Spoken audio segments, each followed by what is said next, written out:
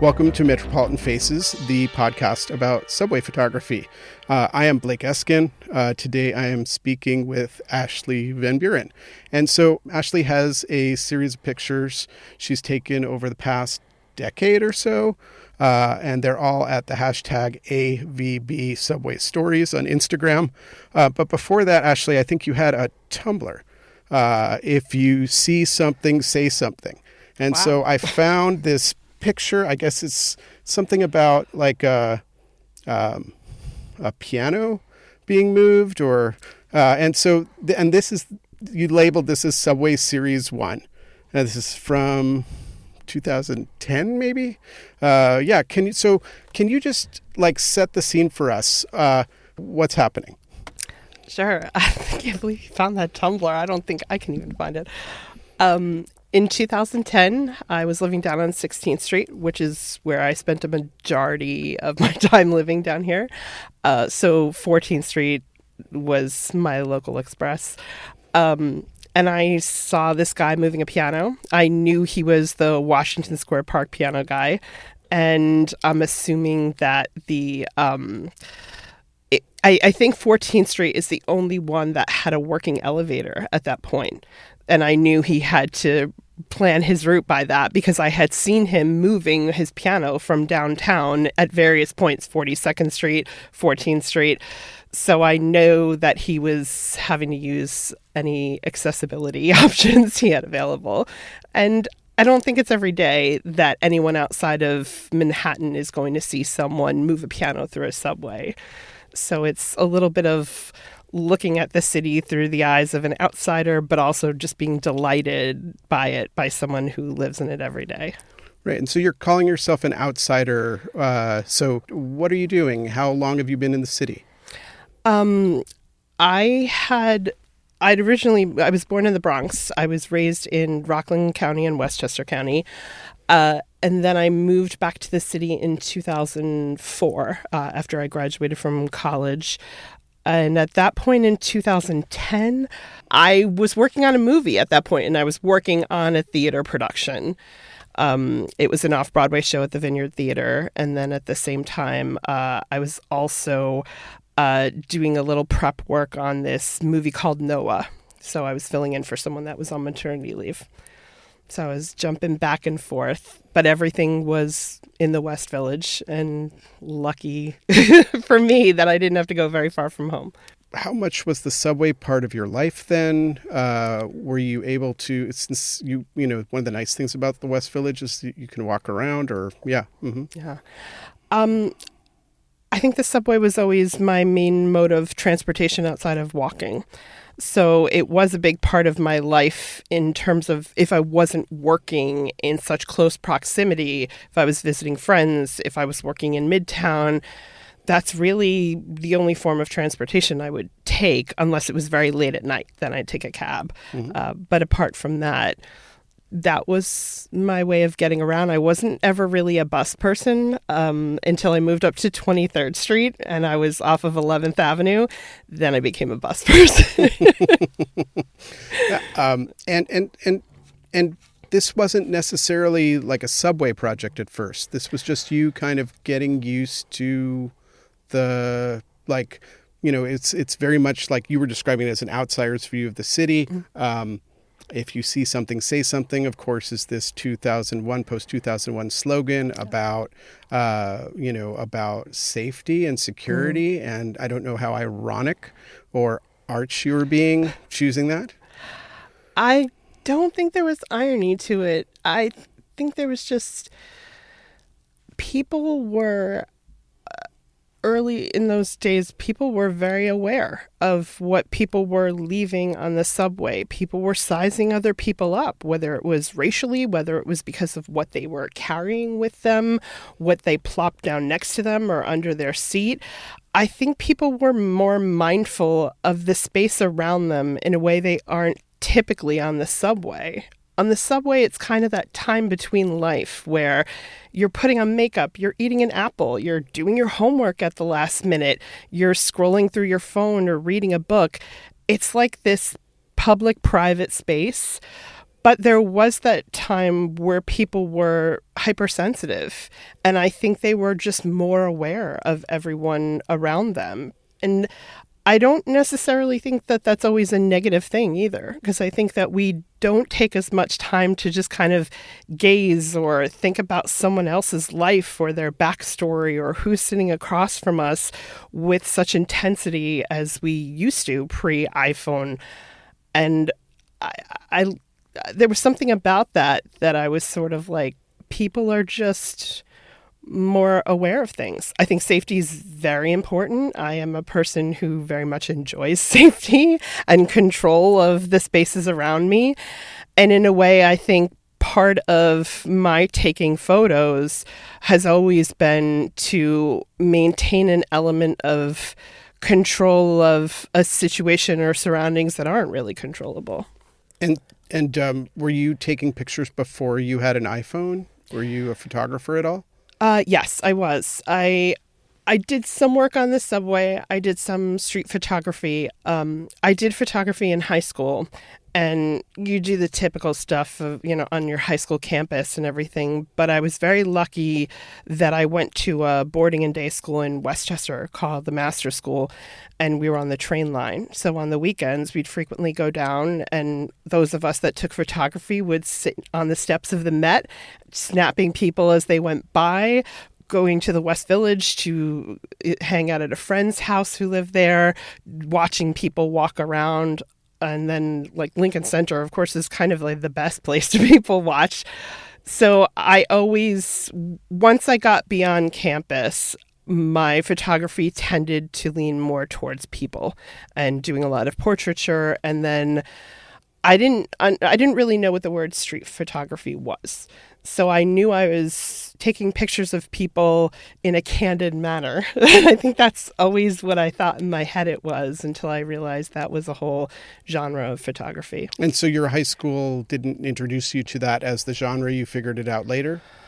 Not really. I had a fantastic photography teacher named Madeline Wilson, who years later, when she saw my photography on Instagram, she said, there was another photographer that shot subway photographies. Was it Alfred Stieglitz, I believe? Or who was it? Walker Evans, are you talking about?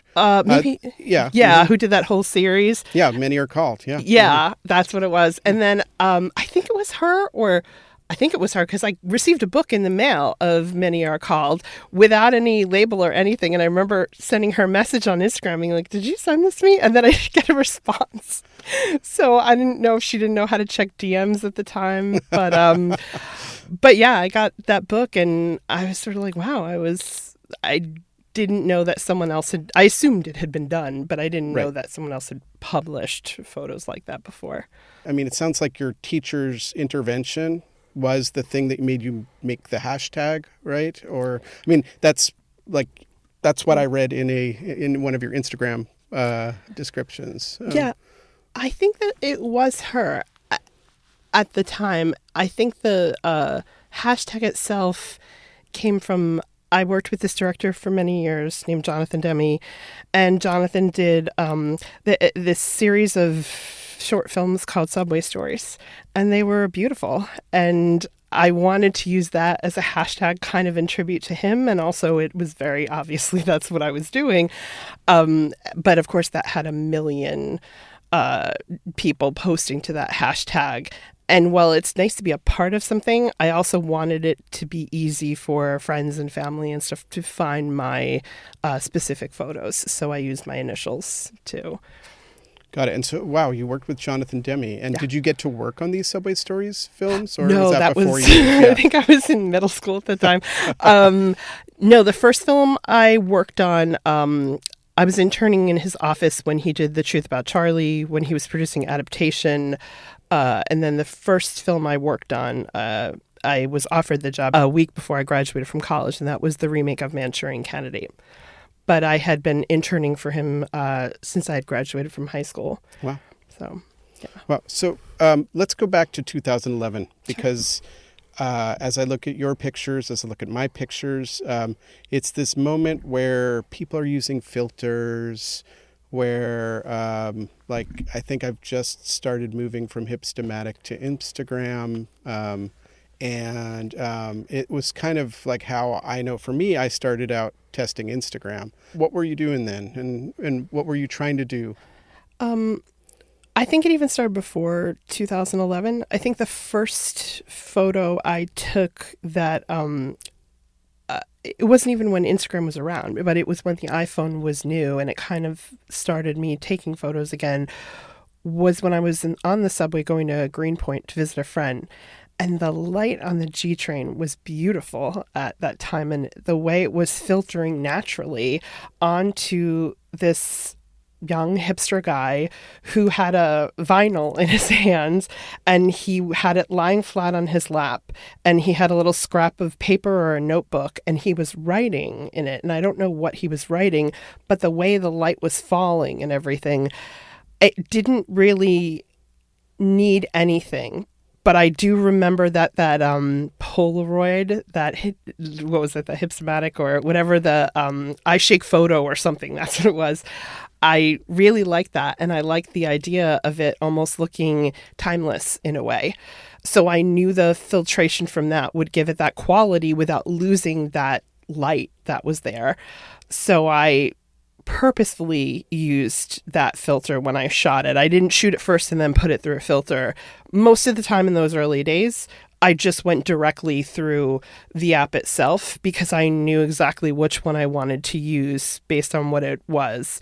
So I did a lot of playing around early on, mainly with the Polaroid one. There was a beautiful black and white one that was very much like, it gave the quality of that real darkroom saturation of black and white, and it was just called black and white.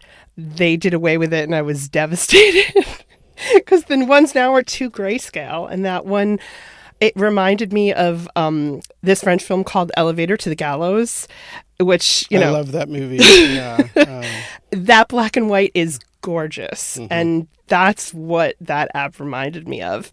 And I tend to look at things through more of a black and white lens than a color one.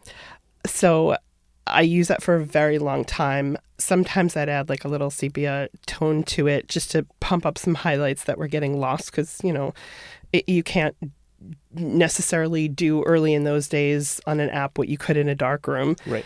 So and subway light is tough. It could be tough or it could be beautiful. The F train had beautiful subway light. That was one of my favorite lines.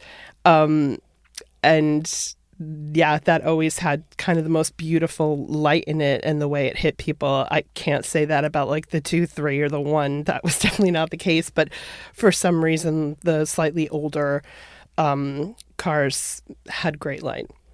And when you're doing this, you are posting everything you take, posting one of 100, one of 1,000. Like, how is this like more of an open notebook, or is it more like I'm only sharing my selects, my wins? It's a one and done. I think the only time I had ever not just taken one and then known I got it and posted it was when I started taking the bus, because there were more children on the bus, especially on that line. That crosstown bus. So children are more wiggly in those seats, and there's more room for them to be children in a way than on the subway, where it's usually crowded when you hit that 3:00 time. So that naturally there was more movement. So I would kind of shoot 3 or 4. I wouldn't do a burst. I would just shoot back to back to back. But I don't think I'd ever shoot more than 3 or 4.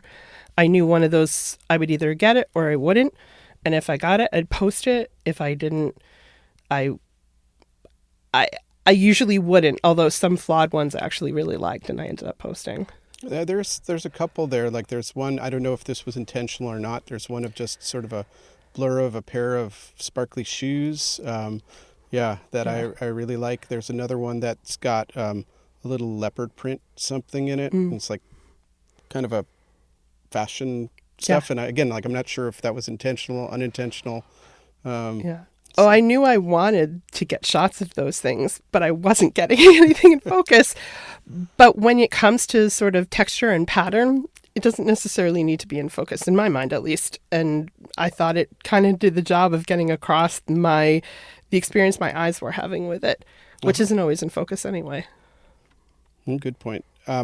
So what's your routine? Are you going fishing once a month? Are you waiting for the moment to happen? Is it like only when you're going certain places? Like how do you approach this? Really just my commute. It was just what I was finding when I was commuting, when I was taking the subway to visit friends. The more street photography stuff, if I knew I was going to the Met, then I knew I was going to take something good. But the rest of it, I would just kind of see the moment in front of me. So it wasn't always every commute that I was going to get something. But when I saw it, I knew it. And it was easy from there. And then what do? You take your phone out, you have headphones on, you don't like, tell me like, Yeah. I'm sitting across from Sure. you. I've got my phone out or, I'm reading a book or whatever. Like, what are you doing?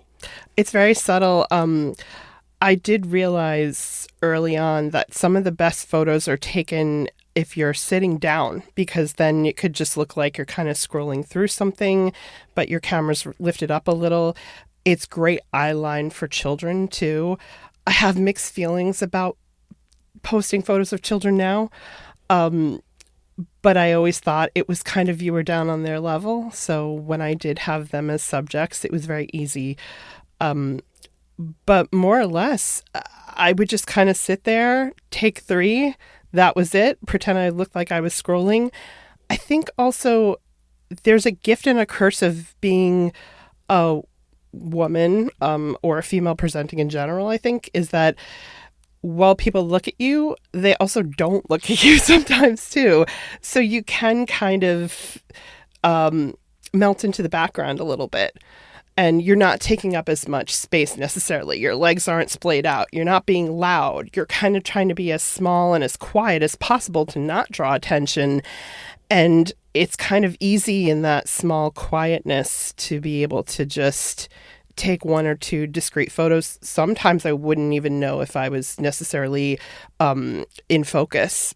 But then again, no one did in like the 40s, 50s. No one knew. So you just kind of took it and that was it. So, and so this is just like standard iPhone photo app most of the time. Yeah. And Yeah. And then if I was standing up, like during commutes, it'd be very close to me. I'd usually always have my headphones on.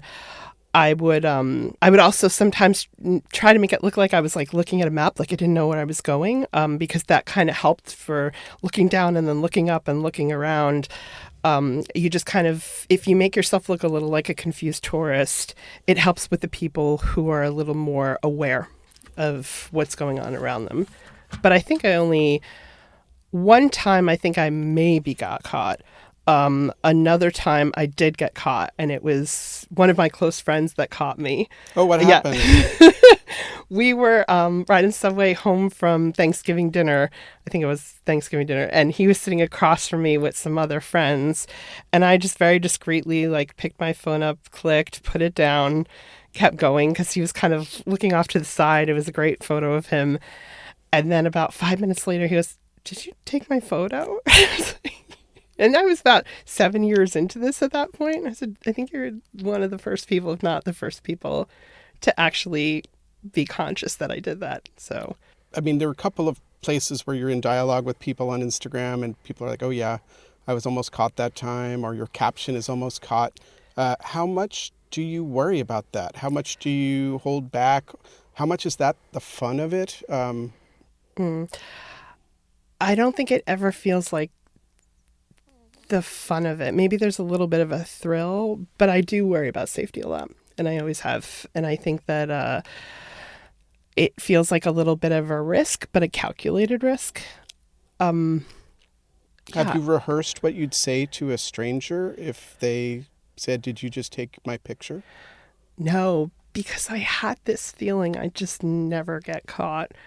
And maybe that was just a really stupid way of thinking and very unconscious in a way. But I never really did. I think I was really good at covering it. I think my friend Jeff only recognized it because Jeff knew exactly what I did. And he's just always very aware. He's a bird watcher. So I feel like, he's more conscious of that stuff. But the rest of the people in our group, I'd taken pictures of all of them. None of them knew. Do you, you said something earlier, like I have mixed feelings now or complicated ideas about taking pictures of children now.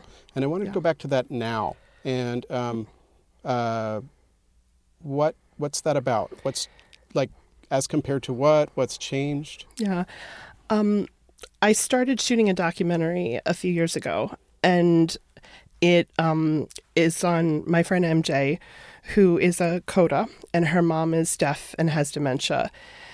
And I started thinking a lot about not just legally, but ethically, what that's like when someone is not really giving you direct permission to tell their story.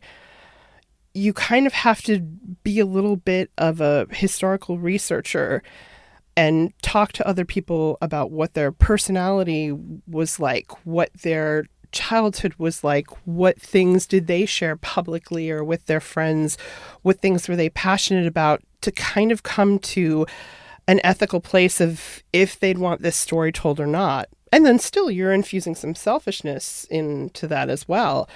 But it suddenly became a responsibility in a different way to me after I started working on that documentary and filtering all those ethical questions through my head. I also have nephews now, and that certainly changed it too. But it's hard because I think that we don't always see children as children anymore. And especially in an era when we don't really, I'm not going to curse, but we don't really care. We don't really give a shit about them when they go to school. We don't care about their safety. I mean, this is a small action that is, that I'm conscious of safety with. But at the same time, I want to show people that look at these kids, look at these spectrum of children and their ages and sizes and how they present maybe as like an 11-year-old, but they're really 6, And I think we lose that awareness of the innocence of children if we don't see that in front of our faces all the time. So in that respect, I really want to keep taking photos of children, but in another respect, they can't speak for themselves. Their parents aren't aware of it. The idea of using the word shooting and children is also, I'm very ambivalent about that. But then there's this history of street photography, and I couldn't ever to not have some of those images would be hard because they wouldn't move people. To not have some paintings of parents and children or grandparents and children or whoever, you wouldn't be moved. You wouldn't remember that innocence of children or sort of that nostalgia and that melancholy. And that's why I have a hard time with it now. Is anything else off limits for you? Are there things you've seen and you're like, no, I can't, even though I can get away with taking this, I won't get busted, I won't get caught? Are there things that you pulled back? There was a couple arguing one time. I didn't feel that was appropriate. There was someone on the train who was homeless, who definitely had, I don't know what their mental illness was, but something, and they were taking a razor and stroking it down their face, and there was blood, and it was me and one other person on this car, and we just looked at each other in that quiet way of, we're in this together. That was not a time, not just because I didn't feel safe, but that's not an appropriate time to take a picture of someone as arresting and moving as that could have been, and what that could have shown about people in mental illness and homelessness. No, it's not. That's someone who, you can't do that to someone with that kind of extreme vulnerability like that.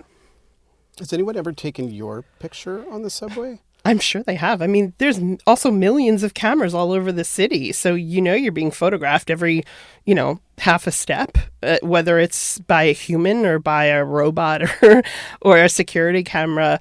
We're constantly having our picture taken in the city. So I'm sure I'm either in the background of tourist photos. I'm sure maybe I'm present in someone else's street photography. I've never personally seen it, but I'm aware every step when you walk in the city, you're being photographed in some way. What's the last time you took a picture, and what's in the Subway Stories series, and what's the last time you posted one?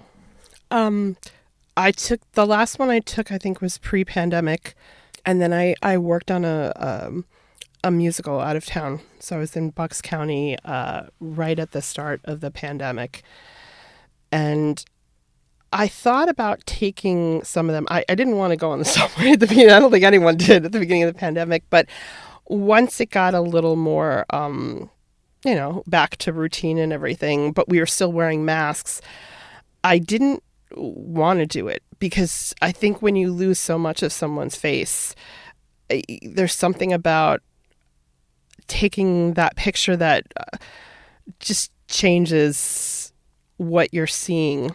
And as great as I think it is as a document of history, for sure, it just wasn't for me. I like to sort of engage my eye with someone's whole face and their whole story in that way. And then I gave up my apartment and I did a television show in Pittsburgh that I worked on.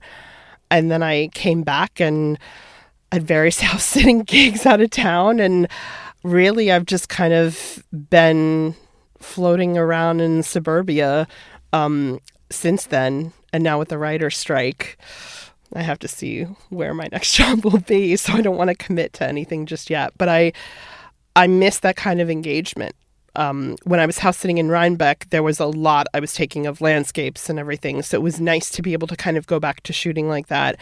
But it's totally different when you're shooting something that stays still. And so it sounds like just you haven't been much on the subway since the pandemic started, and you haven't been in the city much. I've been in the city at least once or twice a week, but in terms of the subway, no. Actually, I think maybe I've gone on once or twice since the pandemic. So all my Metro cards were expired when I did have that first ride, but but I haven't had the need to, because I take a car in, or from there I park and then I walk around and I'm in a specific neighborhood. It's a very different way of experiencing a city. I don't like it. You don't like it? No, it's very, you feel very cut off. You're in with a purpose. You're in a neighborhood with a purpose. There's kind of no time to be able to add last minute plans, or then, I'll hop on the subway and go to a different neighborhood because I have to be mindful of how long my car's in a lot for if I can't find street parking. So it's a very suburban way of experiencing a city. And then in suburbia in general, it's a lot harder to take pictures because there's less people out on the street. And then when you're in stores and stuff, people are very aware in the suburbs because I think it's more unexpected. So I think for sure I would get caught in the suburbs versus in the city. When you look back at your pictures, or do you take pictures more of people like you, people not like you? Do you notice patterns of what you're drawn to? I mean, you were mentioning children as one of the more interesting subjects, or there are a couple of pretty great, I guess people who are on display, who have dressed for the subway, a great fur coat picture and such. Yeah. That's the only other person I think maybe caught me. So, yeah. And it remains one of my favorite, that one. Tell us about that one. It was Halloween. And it was one of those times where you get on the subway and you lock eyes with someone. You're like, is that a costume, or are they just very eccentric? And you don't know the answer to it. And there was a slight Miss Havisham quality to her, a slight Grey Gardens quality to her. But she was seated and her posture was like ramrod straight. And there was an elegance to her in this like slight decay. And I couldn't stop looking at her. And I knew in that moment, like I put, I put my phone up discreetly on my lap. And then I realized that wasn't the right angle. So then I got up, I went and held a pole, and there weren't a ton of people on the subway. And I think I was very conspicuous at that point. She was definitely tracking me a little. Pretended I was just texting and everything, and then did a quick one-up shot it, went back down to pretend like I was texting. But I noticed when I had her in the frame, she was kind of almost looking dead on at me, but tilted her head up a little. And I was sort of like, I think she knows I'm taking her picture. And we didn't say anything, and that was it. And yeah, I'm not 100% certain, but that was the only other time I felt like someone was very aware. Do you, I want to go back again and just ask if you notice patterns in who you take pictures of. I don't think I ever sort of stopped to look. I think I did have an awareness at some point that I wanted to try to capture images of older people. There are times where I think you see people in like their 70s on the subway for sure. But as you get up to like late 80s, early 90s, you don't see as many people in that age bracket on the subway. I saw them more on buses, but not as much on the subway because, there's a lot of inaccessibility. And I think that also goes for, there were a lot of able-bodied people that I shot too, because of the nature of how you get in and out of subways. I'd see it with parents with strollers too and caregivers. So I think that there were times where I consciously thought, I just really like if I had, if there were more old people, because I really, elderly people, I'm just using the more colloquial term. But I love kind of what natural faces say about people. And I think it's important to show how people age too. I think it's important for all of us to see that. So I noticed I didn't have as many people in that upper age bracket. So then I consciously started to look a little more for older people, not with great success. But apart from that, I think there definitely was a lot of children. The nature of the subway is that you get people that look like you get people of other races, ethnicities from everywhere in the world, across the world. So that's kind of the beauty of it. And that's a big part of the environment I grew up in with the school I went to too. So I always think there was a level of comfort in the subway, as much as there's a safety feel of, I like that most people don't look like me there, and I want to capture someone else's experience or how I think that moment is so beautiful, or how they look so beautiful in that moment. And I don't really know if I noticed any particular patterns apart from a significant amount of children, and then certainly the lack of more elderly people. Yeah. There's a picture you took of, it's maybe 4 or 5 women from behind. They have, I'm not sure if they're Mennonite or they're wearing headscarves or... Mennonites, yeah. Yeah.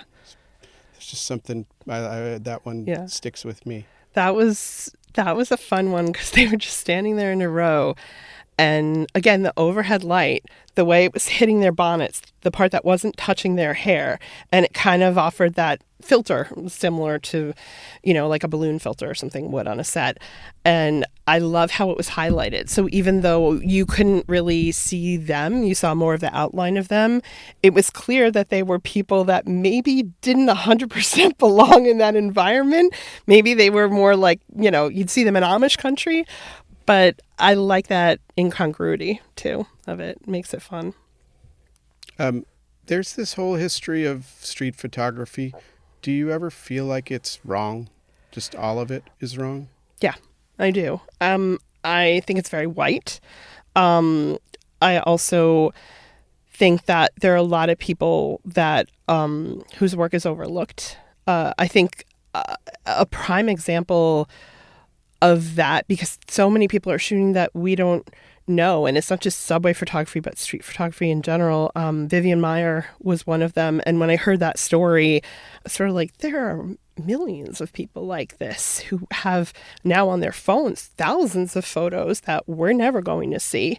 And whether it's because there isn't the privilege, or there isn't, or there's a fear of sharing something, or some people just don't, they don't want to, they want to be intrusive to get the picture, but they don't want to be intrusive to display it publicly. I think we we lose a lot of that. I think we lose a lot in art in general when people aren't sharing, when we're overlooking people because of either race or class, or even age. I think there's a lot of that too. And so I think that we're never going to get a very accurate portrait of what street photography in general, let alone subway photography, really looks like. I think it's a little more democratized now because of Instagram and hashtags, but there's still the privilege of you need to have a phone that has a camera. You need to have an internet connection. You need to have a following to an extent. So there's still all of those things that are a part of it too. But I think when I first learned about Vivian Maier, and then again in art, when I learned of like Hilma af Klint, it was the same thing of there are a lot of people that are doing art for art's sake and not necessarily sharing it.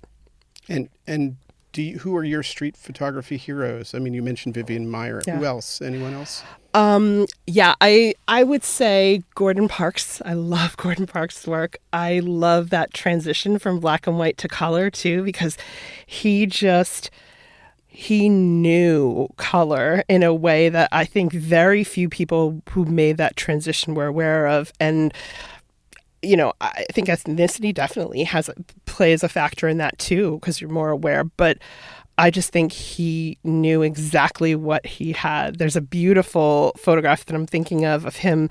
He must have been leaning outside of a building, and there was, I think it was like a turquoise car, and someone with a red hat. It was very arresting, and all the buildings were brown, the street was black, and it was just these pops of color right there, and the light was beautiful, and he knew. He always knew, and I love his work. I love Ruth Orkin's work too. She's like a newer find because her daughter recently started up that Instagram account showing her photos. Have you seen the movie she made with her husband, Maurice Engel? I'm trying to remember the name of it. I want to say it's called like The Fugitive or something like that. It's these two kids who are left alone and take the subway out to Coney Island. There's a gun. I haven't seen it. My friend Jeff has. Right. But I only learned about it recently, and I think I'd actually texted him and asked him if he saw that. Highly recommend. It's one I want to watch. But I think there are a bunch that there's also women photograph and women street photographers, and I follow those accounts too. There are people all over the world that are doing beautiful work, and I think my favorite is Vivian Maier, just because she sort of was obscure and she really did it because she loved it. And I had been following her since a friend of mine sent me a local news story about her in Chicago. And she said, I think you'd really like this woman's work. And I watched the clip, and then I went to the first gallery showing here. It was in two places, but I went to Stephen Kasher Gallery, and I saw this beautiful photo of this street hustler, and he had this haunting look, and I was staring at the photo, and this older man next to me was looking at it too, and we started talking. We're the only two people in the gallery, and he said that he was the printer of all those photos. So he said, I got to see what she didn't, and I got to make these decisions, and she saw the world and wore her camera-like jewelry around her neck. And he just had a beautiful way of speaking about each of the photos and took me through all of them. And I said, I wish I could afford one of these. And I was working in theater at the time, and I think it was actually 2010, and I was working on a film. And he said, I think you'd be surprised with how reasonable they are. Well, reasonable for art for in a gallery. Collectible fine photography. Yeah. But it was the price of a rent payment, but I bought it. I talked to a couple people I knew that collected photography first. They all tell me it's a crapshoot like anything else. I'm not a gambler. I'm not really a drinker. I don't really have any vices in terms of any like narcotics or anything. So I spent my money on that.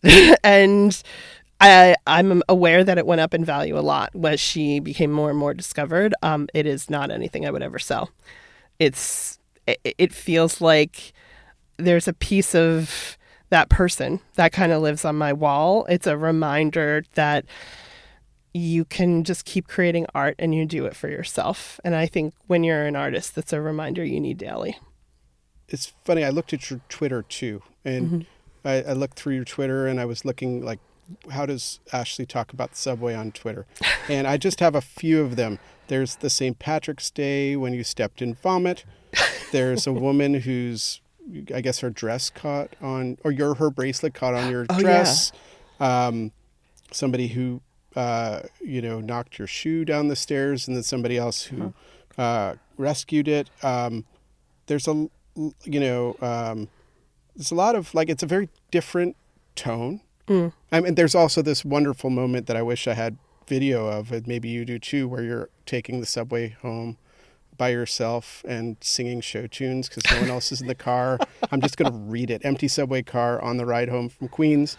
I sang show tunes uninterrupted for 20 minutes. It was better than karaoke. And so you are capturing some of that magic of the city too, but a lot of it is these unpleasant collisions. Just like the subways, all of it is visual versus verbal different. I think it's interesting because while the vomit thing was very unpleasant, I will say that the other things are they're collisions of people that are humanity. You're forced to become aware of someone else and someone else's struggle with a bracelet and being physically attached to someone, or, rescuing someone's shoe. Like there's these little magic moments of community, in a sense, that you get. And that's kind of when you have a little more faith in the city in those points. So the vomit was very real. I'm sure a lot of people stepped in that vomit. I'm sure other people said, here, I have a wet wipe. I'll help you clean it up.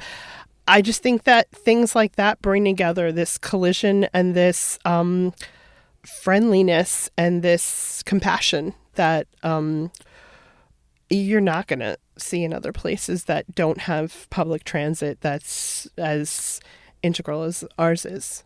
And you've taken, you shared pictures from London, Boston, Chicago. Mm-hmm. I will take a subway just for that when I go to another city. I don't know if you do that too.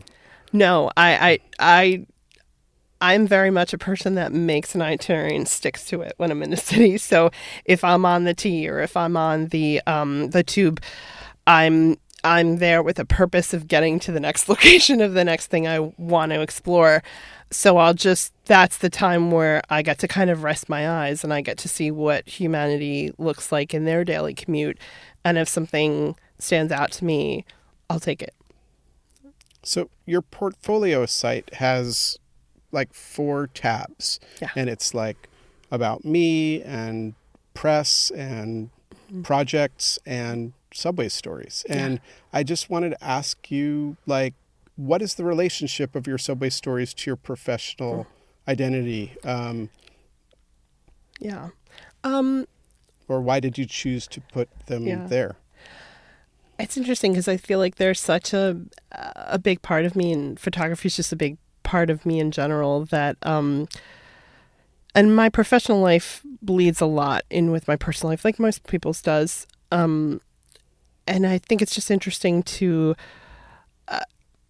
kind of have a place where everything's together. I didn't notice this, though, until I hired the DP for my documentary. And she told me before we had our first FaceTime, before I officially hired her, she said, I looked you up and I went to your website and I saw your subway photos and they're beautiful. She goes, I don't understand why you're not a DP. She goes, but I will take this job because of what I saw, because your eye and my eye are very similar. And she's a deaf DP.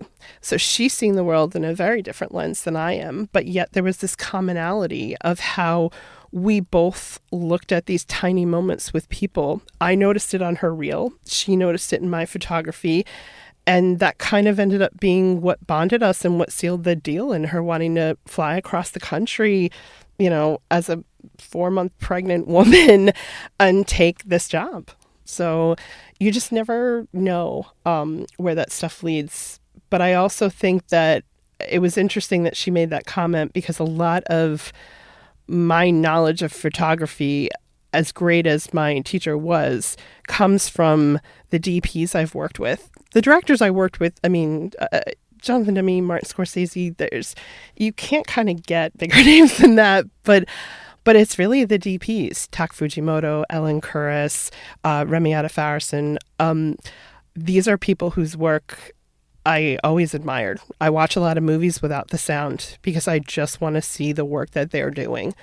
And I think a lot of what I learned from them and their work shows up in my work unconsciously, sometimes consciously.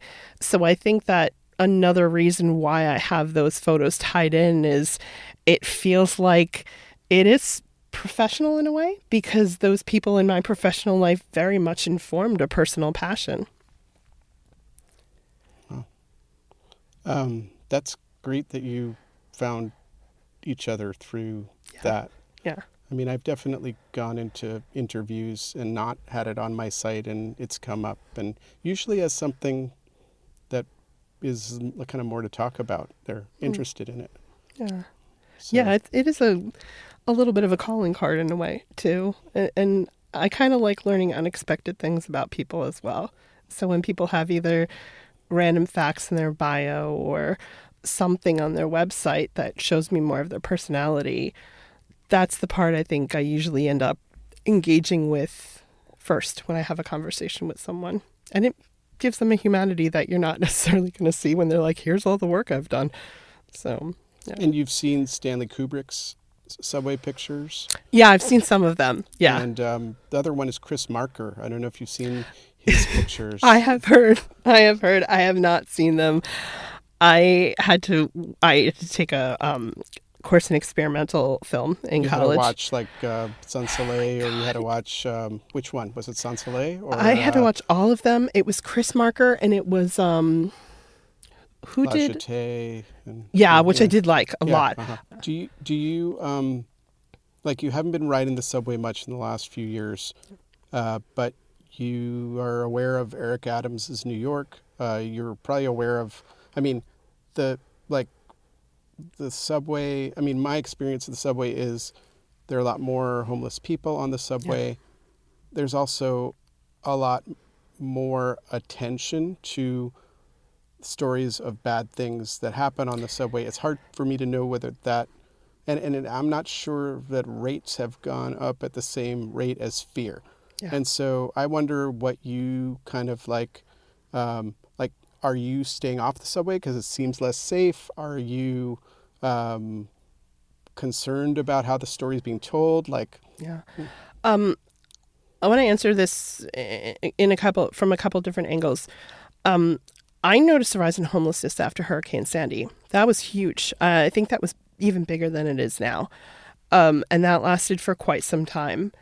I started noticing a rise in it more right before the pandemic, too. There were a lot more homeless people that I was encountering that, as much as I wanted to tell their story through photography, sometimes I would pause. I wouldn't do it. I think the most I ever photographed someone was their shelter on the subway. But I started seeing that increase before the pandemic.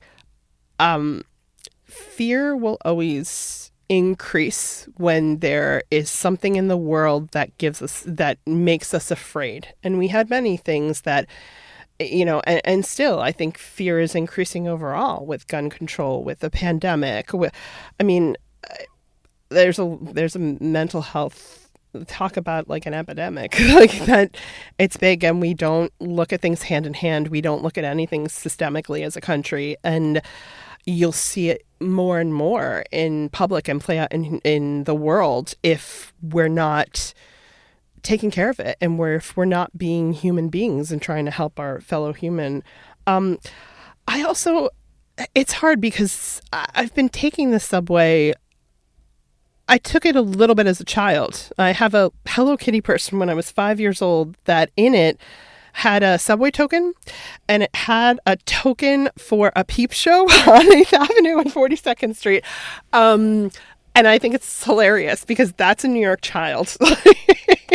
I don't know where that token came from, but that's a New York child. So I was born in 1981. So my dad worked in the meatpacking district. So I saw an evolution. And for those listeners who were not around in 1981, the meatpacking district really didn't have a lot of boutiques, right? No, it did not. To this day, it's hilarious to go with my father through that area because he'll point out Stella McCartney and he'll be like, I condemn them because they had rats in a bathtub where they were also making sausages. I'm like, what? So he has a story about every one of those stores. So even if it was from a child's point of view, it wasn't always up close because at that point we had moved to the suburbs. But I did see enough of it that, my mom was born in the Bronx. My dad, when he married my mom, they moved there. So they kind of also, grew up in a very different New York than there was in the 80s. They grew up in New York in the 80s as adults. I grew up in New York in the 90s as, when things were kind of getting Disneyfied in Times Square, the very start of that. But I always remember my parents saying, don't take the subway. Be careful. Don't. I'm like, well, how do you expect me to get around? Do you want me to walk everywhere? But I never listened to them. But, I think that there's also generational fear that comes into play too. And if one generation hasn't had that experience in a while, they're going to go with the last thing they remember or the last thing they heard, and then things blow up in their minds. So I think there's certainly fear. I think a lot of fear comes from media because a lot of news shows don't have a lot of good that they want to do because fear sells. And it also comes from a lot of people who are not New Yorkers. And I think if you talk to most New Yorkers, they would say, yeah, I have noticed more homeless people. I mean, that's obvious. There certainly is a rise in that. But in terms of the fear, I do have a lot of my friends saying that there's a little more of an intensity. There's a little more of a palpability, but it doesn't stop anyone. It doesn't stop a New Yorker. I don't know any New Yorkers that is actually stopped. So, yeah. It's funny, we began this conversation talking about you as an outsider, and you are now just explaining from the inside what New Yorkers are. I just wanted to point that out. I think it's, it's not mine to award you New Yorkerness or not, but I just think that was notable. I want to go back to that, looking at New York as an outsider. I think it's important, even if you are a New Yorker, to look at it as an outsider. There was a film I saw in college. I don't even remember the name of it, but it was it's a black and white film. I think it was from Japan, and it was showing the last landing of an airplane at a major airport in the middle of a major city in Japan. So there were cameras set up in offices and skyscrapers, in houses lower to the ground from the street. So you saw this airplane landing. It honestly, it looked pretty close to 9/11. Like, that's how close those planes were coming in. They were just whizzing right by. They could have easily seen into these office buildings, and you saw the people on this flight from where these cameras were in these office buildings. And it was fascinating to see that, because there was that fear of that. There was that sort of, this is the last time this is happening at this airport. But if you look at all the people in that film who are in that city and working in those offices and on that street, none of them looked up. None of them acknowledged this giant airplane was coming in for a landing in the middle of their city, feet from their heads. And I remember when my film professor said, what's something you noticed about this? And everyone's like, well, a plane in the middle of the city. I said, I noticed that this film probably was directed by someone who wasn't a native of this city. And she said, what made you think that? It was a Danish director, I think. And I said, because no one looked up. No one thought it was out of the ordinary. It took an outsider to be able to see something from this angle. And now we have this film because someone saw something differently that was common to everyone that lived there. So I think it's important that even when you're inside something, you bring yourself outside of it too, because I think the importance and the beauty of art and of people being able to engage in it is you're showing them something from the inside, but you're marveling at it from the outside. Being, look how cool this is. I want you to see this ordinary, extraordinary thing. And I think if you can't do that, the art isn't always as successful, or it doesn't always hold on to people in the same way. So, yeah. So insider, outsider, but I think even when you're inside, you take that step back to look at it from the outside. I think it's important. What kind of iPhone case do you have? You know, now it's a plain green one, but I collect vintage cameras. So there was a period of time where I had taken a photo of one of those cameras. I don't remember what it was now. Was it the Rolleiflex maybe? And I turned that into a custom iPhone case. But then I realized there's also my tell. So I then went back to just very neutral colors, darker colors that blended in with most of the colors I would wear. I was actually very aware. I wasn't doing like a neon green case or anything like that. I kind of tried to coordinate with what my wardrobe was in terms of what my choice was. So it would blend. So why don't you tell us about this picture? And this was something that really struck Maddie, my colleague here. Just tell us about the picture and the sort of idea of being lost in thought. It's this older woman. She has gray hair that's more towards white. Her skin was luminous. That was the main reason why I took it. That is typically, that line has very harsh light, but it worked really well for the angle that she was sitting at. She was sitting in a corner seat right by the door. She's wearing like a black puffy jacket with this beautiful scarf that has purple flowers and blue flowers on it. And then as it gets closer to her face, it kind of turns to a light like mauve color. She's a white woman. She has very peachy pink skin on the paler side. So she has sort of that gaze of, her eyes aren't closed. She doesn't look sleepy, but she is lost in thought.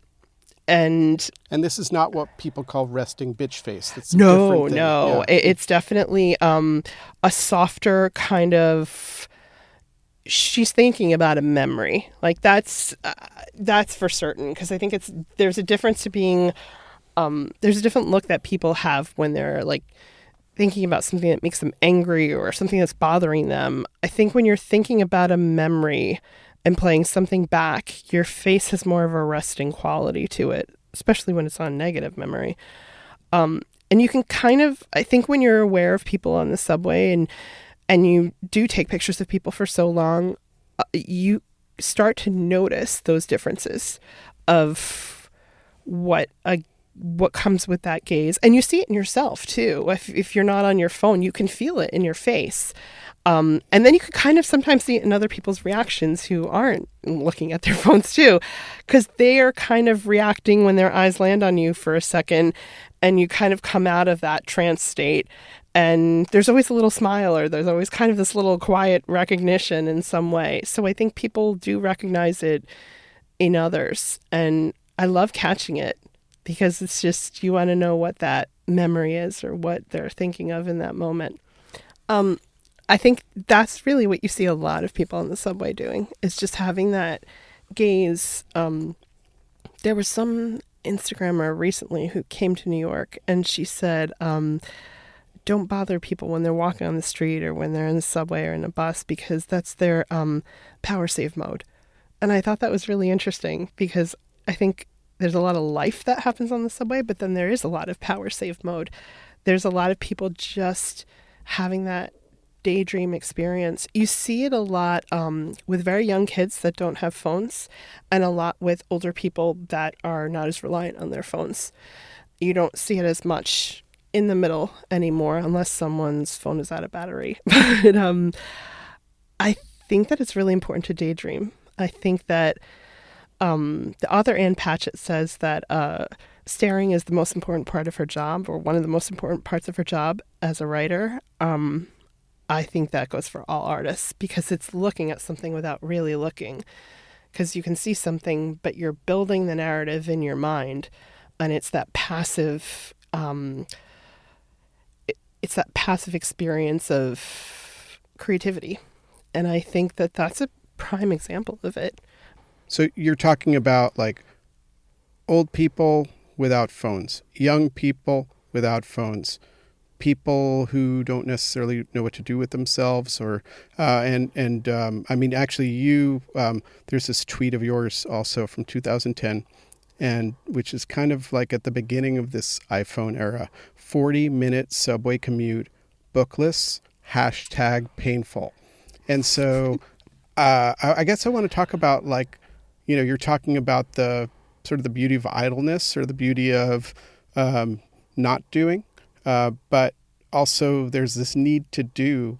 And so how do you, like, I guess, talk about those two modes, the sort of restlessness or angst, and also the focus? Now I remember exactly what I was doing in that tweet. I was commuting to Astoria, Queens. I was working on the Smurfs movie, and I was reading The Immortal Life of Henrietta Lacks. And the previous day, I had missed my subway stop that morning by 3 stops because I was so engrossed in that book. I forgot to bring it with me the next day. So that specifically referred to the fact that that book was, I couldn't stop reading it. It felt like air at that point. On commutes, I usually don't, I think I trained myself to not get that way. Books have always been my escape since I was a child. I've never been without a book. If I have, I've read a car owner's manual in the past, or in a cereal box, because I need the words. But I think being on the subway, and also just seeing how much we've all lost our ability to sit with our thoughts and sit with ourselves and to observe. And I think this is something this writer I worked with, Susan Orlean, has talked about in the past too. And she's like, you always see people with things like where we've lost that ability to sort of sit and daydream and look at people. And, and she does a lot of literary journalism. So there's a lot of looking at people and their stories. And I remember when she said that, probably around that time, I did start to take it to heart in terms of, maybe it shouldn't always be in a book. And when I started photographing, while that was an active thing that I was doing, I also started seeing the importance of just being able to, like, lightly gaze around, to kind of just rest your eyes and let your gaze fall where it does, and to be with your thoughts. We need that non-screen time, even though I was taking pictures, but it wasn't, I wasn't reading social media feeds and stuff. But when I see other people, I think that does contribute to a lot of fear and anxiety, because you have this innate fear of, oh my God, I don't have something to do. I'm not doing something. I'm not, there's a FOMO that comes with it too. And I think that when that happens, fear does start to take over, but it's fear because you don't want to be left alone with your thoughts. You don't want to have to think about yourself. And I think that contributes to a greater fear too. And yeah, I wish we were better at that. Just sitting alone with our thoughts and being okay being idle. So sounds like you're photographing people more in their thoughts or in their worlds than you are looking for that angst, looking to capture that angst. Yeah. I don't think there are a lot of shots that I have, going back to that question too about patterns. I don't think there are a lot of people on their phones.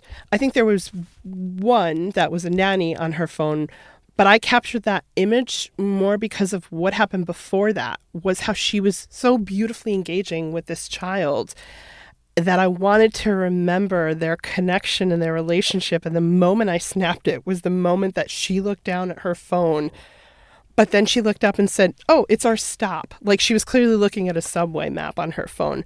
But apart from that, for the whole 30 minutes, she was engaging with that child. But I think that I purposely look for people who aren't looking down, or if there is a phone, it's playing a role in it. Like, there was this older woman at the beginning of iPhones who said to anyone who would listen, I don't know how this thing works. Like, someone told me I need to download Snapchat. Like, it was really funny. So it contributed to that narrative because that's what was playing out in front of me. But I think apart from that, I really do try to look for people in thought or engaging in some way, engaging with a book even. Okay, there was someone reading Eat, Pray, Love, and she sort of like this frown, this engaged like frown of, I couldn't tell what her reaction was to the book, but I noticed the bookmark she was using when I zoomed in my photo was from a photo booth. And it was her and what looked like two other friends. And you could only see that when you zoomed in. So, and I also saw that the book was like quite worn too. So it was sort of interesting to be like, I wonder what that frown was about. And I sent it to Liz Gilbert, who I know, and I said, I thought you'd appreciate this. Because I don't know what the frown's about, but I just like the whole idea of what was happening here. And I like that the bookmark was from a photo booth and that it was her with friends. So... yeah, so the intensity when someone's engaging with an object in a different way that I feel like contributes to the story I want to tell with a photo, that's when I'll look for it. But apart from that, I think I try really hard not to get the human interaction more than I do a phone.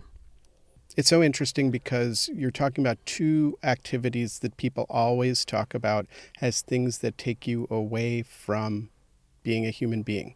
One is taking pictures.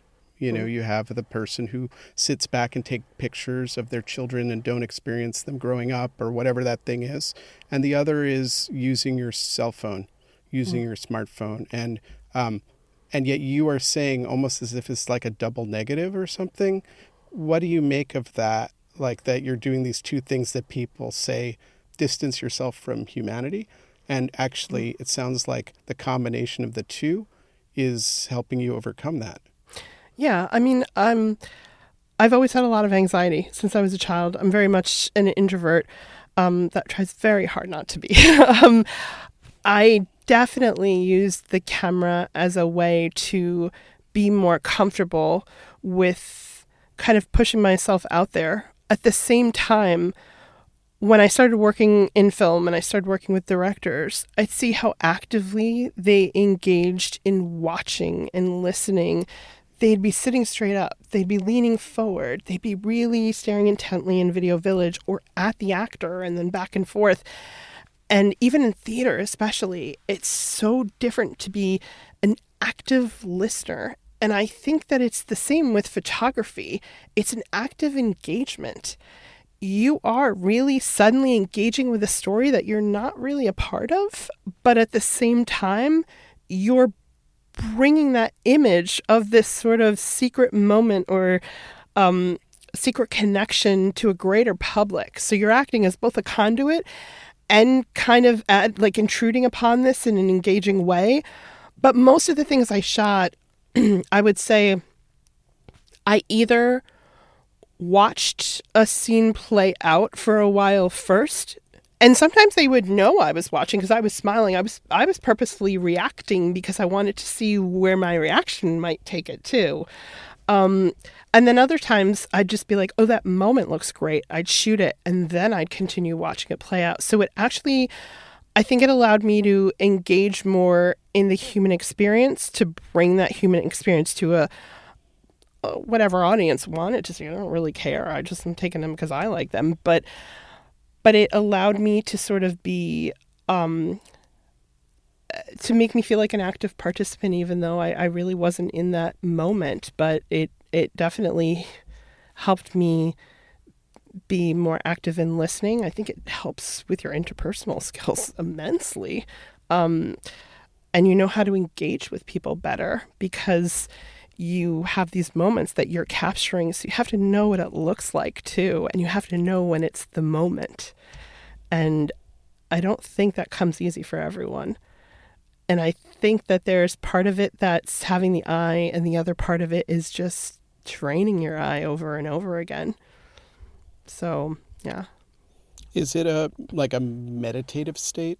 Like, have you tried any of those like meditation apps ever? And is the place you're in on the subway when you're using your phone, how does it compare to one of those? I meditated for several years, twice a day for 20 minutes. my meditation teacher said, oh, meditate on the subway. And I was like, that's my best time to engage with people, to take pictures. I'm not ruining that. I did try it a few times, but it drove me insane. I would say it's not, it kind of is, I guess, a more of a daydreamy state. So like when I was a kid, I would daydream in class and I'd think about stories I wanted to write or visual pictures I saw kind of coming together. It's not unlike that, except like the pictures are actually happening right in front of me and I just have to find that moment in whatever little narrative is playing out. And that's it. I just find that moment in there. So it's like a daydream that the story's being produced for you, but at the same time, you're the one that's finding that point, like that magic second of interaction. What are your hopes for this project? Like, do you have a dream about what will happen with it? Not really. Like it just started out as a project for fun. It kind of still is that. Any photographs I take, that's really, I just do it for me. I've had people say, oh, you should sell this, or people have offered to buy them. Look, could I use the money? Sure. But most of the time I give them away because it's kind of what art should be in a way. Especially if people that I know are in the shots, then I gift them. I have a shot at home right now that's all framed and ready to go for a friend of mine, that I took at her daughter's birthday party. Her daughter's not in the shot, but there are a lot of little kids in crowns at a table and they're all very busy. And then it's my friend, who's just, an adult woman, but she's cut off from like the, I guess like the bust down.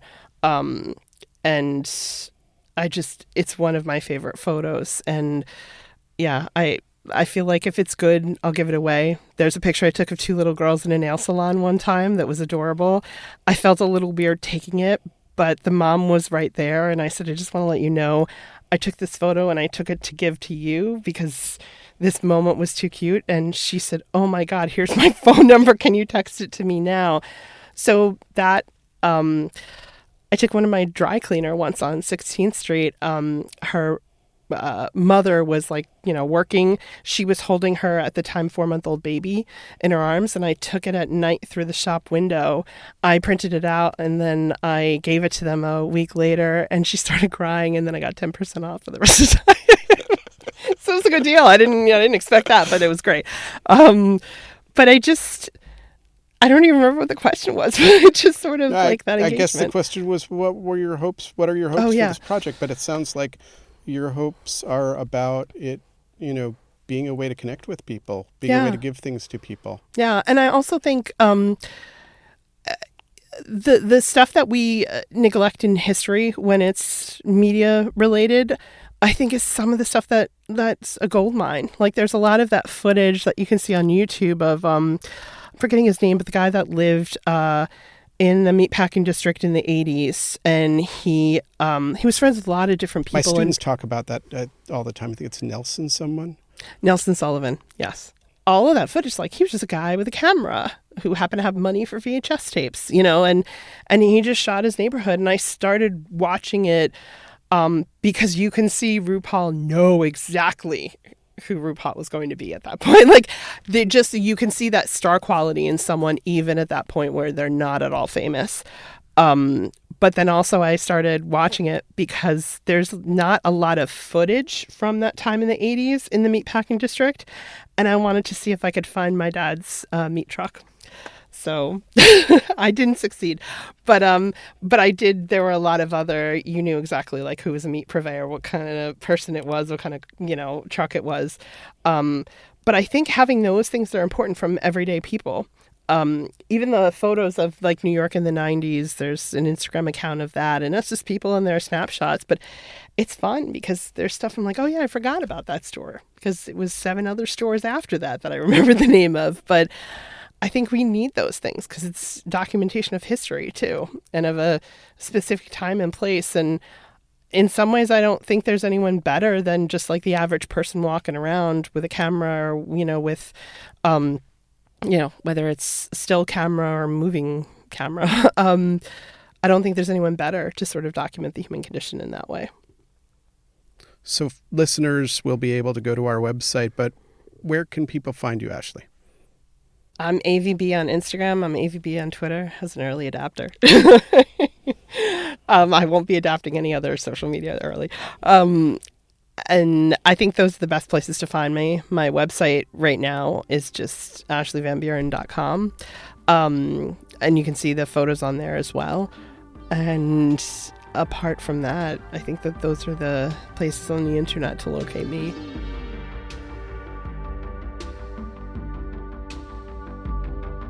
You've been listening to Metropolitan Faces, the podcast about subway photography. To find Ashley Van Buren's photographs, go to our website, metropolitanfaces.com, and check out the show notes.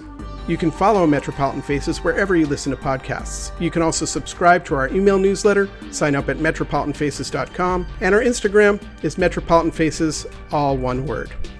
Metropolitan Faces is a production of Noun and Verb Rodeo. Our team includes Katie Pruden, Maddie Berger, and Jean-Luc Andre Montedi. Special thanks to Julie Subrin. Our identity was designed by Jesse Reed at Order.